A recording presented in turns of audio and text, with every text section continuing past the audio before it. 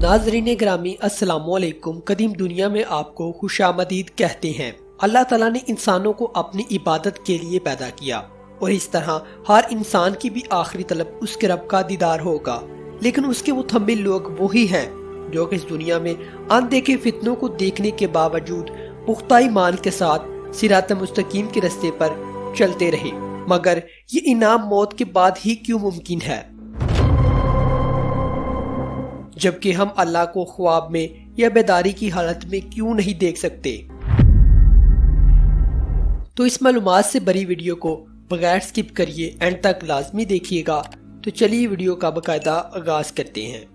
जरा एक लम्हे के लिए अपने हाथ की तरफ देखें। अगर मैं आपसे कहूं कि आपके हाथ पर इस वक्त स्किन माइट्स नामी कीड़े चल रहे हैं, बज़ाहिर ये आपको दिखाई तो नहीं देंगे। इसके लिए आपको एक माइक्रोस्कोप की जरूरत पड़ेगी, क्योंकि अल्लाह ताला ने इंसानी आंख को इस तरह ट्यून करके रखा है कि वो एक लेवल तक ही छोटी या उससे कम साइज की चीजों को देख सकती है। इसी तरह हमारे दिमाग को भी अल्लाह ने दुनिया के अंदर रहते हुए इस जिस्म में कैद करके इसकी हदूद तय कर दी है कि इसको रूहानी दुनिया में जन्नत और दोज़ख का तस्वुर अकली तौर पर दलाइल के जरिए दे दिया गया है। मगर वो ना तो इसको देख सकता है और ना ही इस दुनिया के अंदर इनको महसूस कर सकता है, क्योंकि ये इसकी समझ से और दिमाग की सोच की हद से बाहर की तस्वुरात हैं जो कि कैसे और क्यों और कब हो रहे हैं। ये किसी मसलहत की वजह से इंसानों के लिए राज है। और इसकी मिसाल कुछ यूं है कि अगर आपने कभी ख्वाब में खुद को मरते हुए देखा होगा तो फौरन से आपकी आंख खुल जाएगी। यानी कि हमारा दिमाग भी मौत के बाद की जिंदगी का अहाता नहीं कर सकता, क्योंकि इसको देखने के लिए दुनिया फानी के जिस्म को छोड़कर आखिरत की रूहानी दुनिया में जाना पड़ेगा, जो कि बरहक है। क्योंकि दलाइल जाने के बावजूद भी इंसानी दिमाग मौत के बाद की जिंदगी का तस्वर करने की सलाहियत नहीं रखता, क्योंकि हमारा दिमाग आंखों से देखने के बाद ही अपने जहन में ख्यालात और इसके वजूद का अहाता करने की सलाहियत रखता है।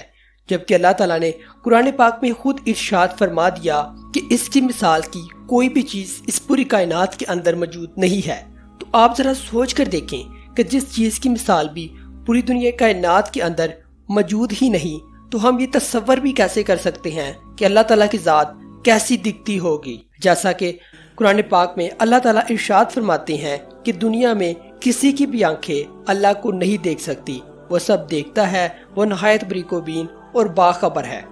और इसकी एक और मिसाल जो कि कुरान पाक में ही मिलती है कि जब हजरत मूसा अलैहिस्सलाम ने अल्लाह की बारगाह में अर्ज किया, ऐ मेरे अल्लाह, मैं आपका दीदार करना चाहता हूँ, तो इरशाद हुआ कि तुम मुझे हरगिज नहीं देख सकते, लेकिन तुम इस पहाड़ की तरफ देखते रहो।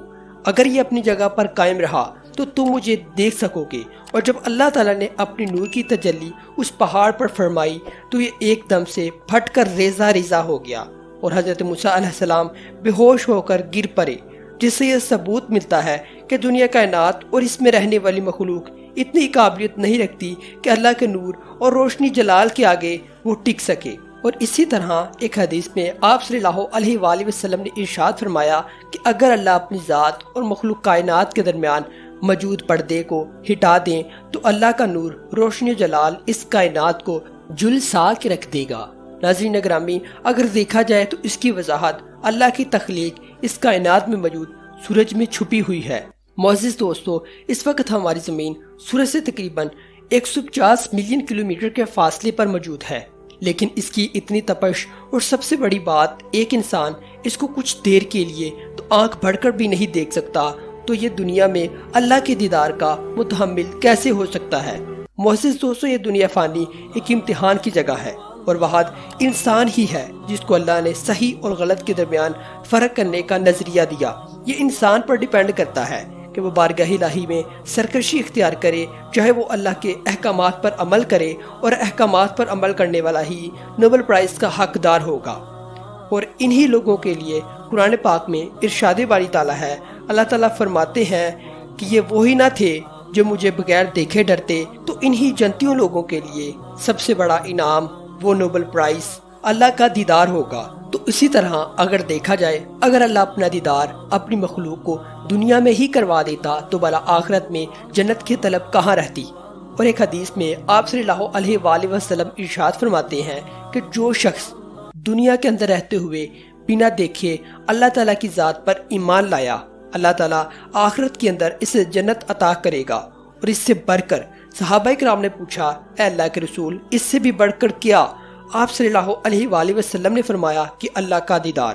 رسول اللہ صلی اللہ علیہ وآلہ وسلم فرماتے ہیں کہ جب جنتی جنت میں پہنچ جائیں گے تو اللہ تعالیٰ جنتیوں سے پوچھے گا کیا کوئی اور نعمت چاہیے؟ تو جنتی کہے گا یا اللہ اس سے اور بڑی نعمت کیا ہو سکتی ہے کہ تم نے ہمیں ہمیشہ کے لیے دوزخ کے عذاب سے بچا لیا، ہمارے چہرے تر و تازہ کر دیے، ہمیشہ کی زندگی دے دی، منہ مانگا انعام دے دیا، اس سے بڑی بھی کوئی نعمت باقی ہے؟ اور پھر اللہ تعالیٰ اپنے اور بندوں کے درمیان حجاب کے پردے ہٹا دے گا اور لوگ اپنے رب کی زیارت کریں گے، اور وہ جب اپنے رب کو دیکھ لیں گے تو اپنے رب کو دیکھنے کی لذت میں اتنے ڈوب جائیں گے کہ دنیا جنت کی تمام نعمتیں بھول جائیں گے اور بغیر حرکت کیے ہزاروں سال گزرتے چلے جائیں گے اور کہیں گے اصل نعمت تو یہ ہے۔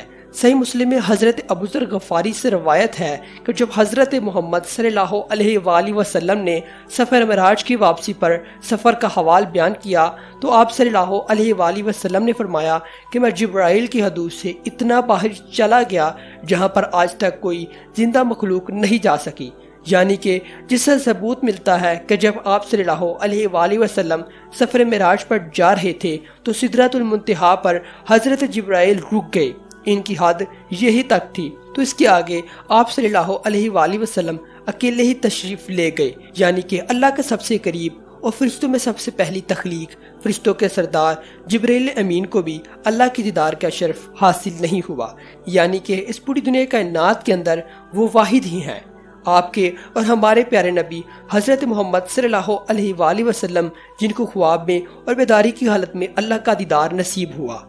تو اس کے ساتھ ہی آج کی ہماری ویڈیو کا اختتام یہی پر ہوتا ہے۔